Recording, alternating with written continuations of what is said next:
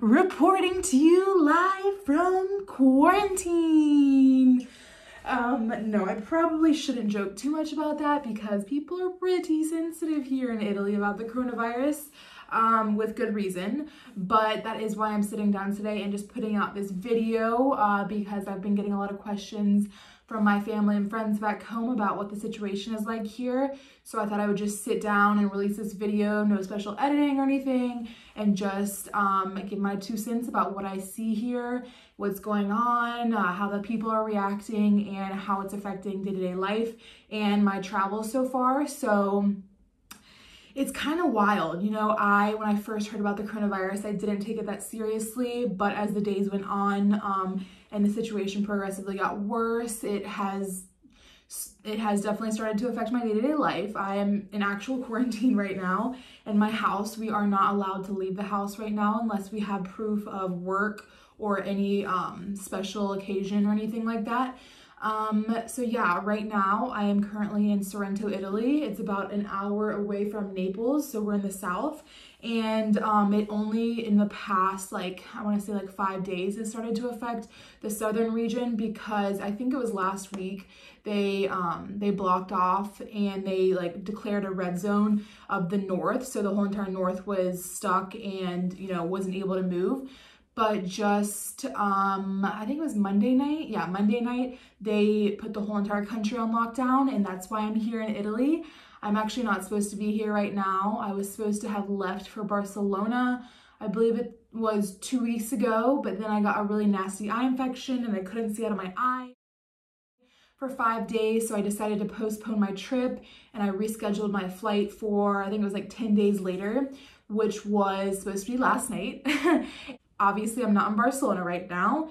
So yeah, it has started to affect my traveling, which is fine.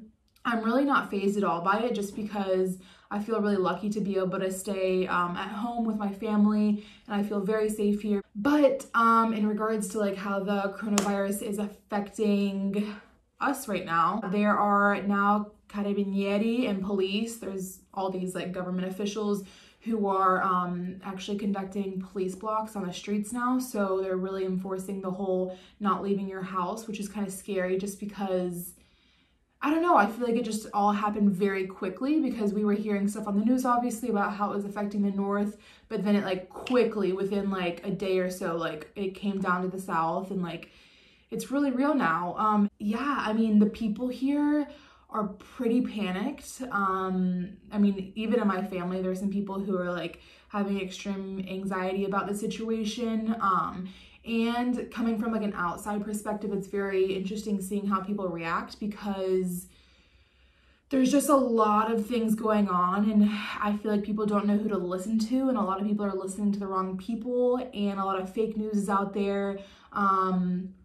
And Italians, I mean, they're very social people. They gossip, they have lots of wives' tales, they're very superstitious. So it's very interesting hearing some of the stuff people are coming up with. We were just walking around the town in Sorrento before they had enforced the policies of not leaving the house. This was Sunday, and we were walking around, and there weren't that many people to begin with, but I was with my cousin, and she got stopped by someone she knew in town.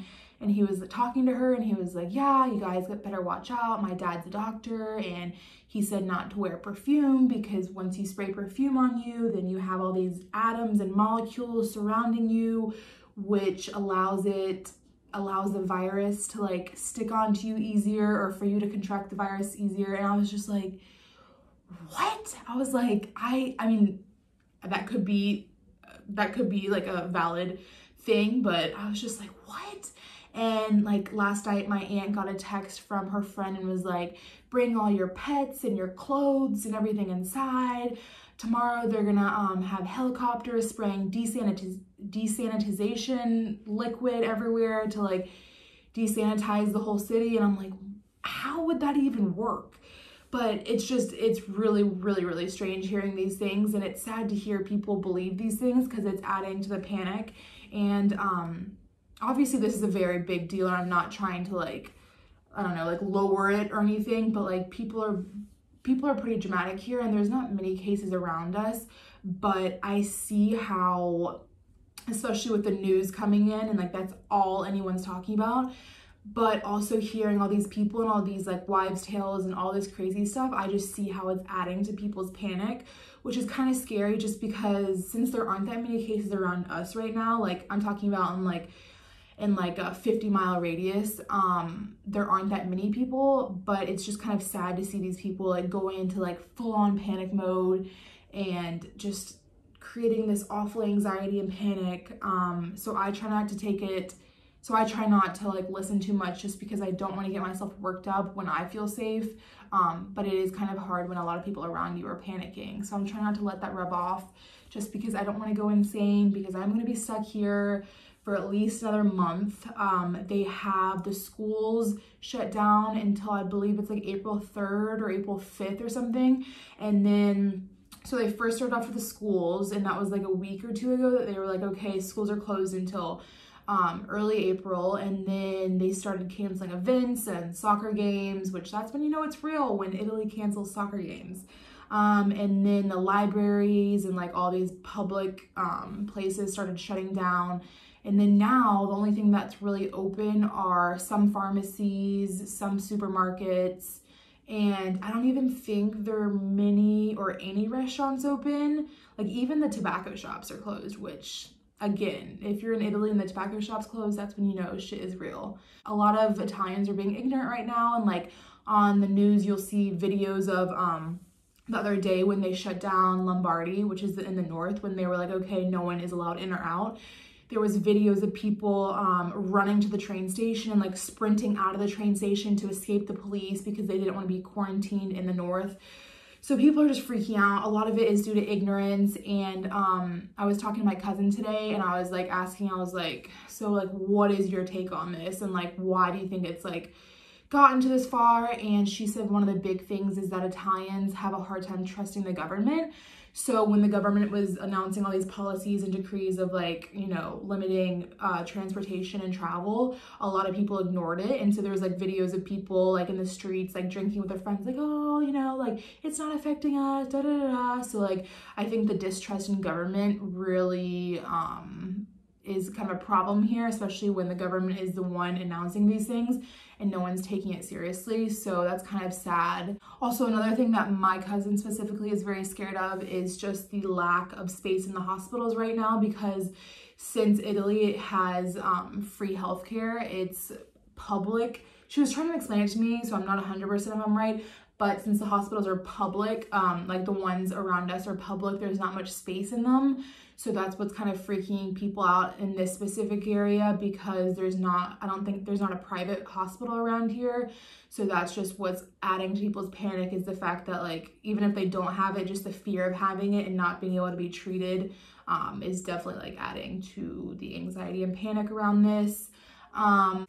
And the moment where I really realized like, shit, this is getting real, is on Sunday when I was out in Sorrento with my cousin. We were walking around and we were meeting some of our other cousins for breakfast. And obviously on the news I had heard like, you know, try to stay away from people, try not to do the like typical like 2 kisses. And obviously I'd heard that, but like when we were meeting our cousins, they were like, oh no, like stay away, like they were like trying to stay like a few feet apart and not doing the kisses. And like, I don't know, that's when it kind of really hit me, like that it is real, because like the fact that your own family doesn't even want to come close to you was like, damn, like people are really, really panicked.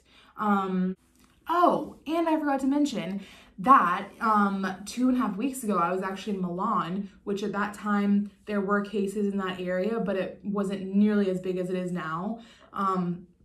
So I was in Milan for the weekend, and on my way back, I like posted a picture just with my friend, and I like tagged Milan, and then I didn't make a joke about the coronavirus at all because I'm not that insensitive, but I posted a caption and I mentioned the coronavirus just because I am traveling and I, you know, want to talk about what's going on and talk about the stuff I'm dealing with. And I was on the way back to Naples, and I like got all these messages from my family, and they were like, please take that down, like, because right after I got off the train, I had to go straight to a big family and friend gathering, and they were like, we don't want the rest of the family to know you were in Milan.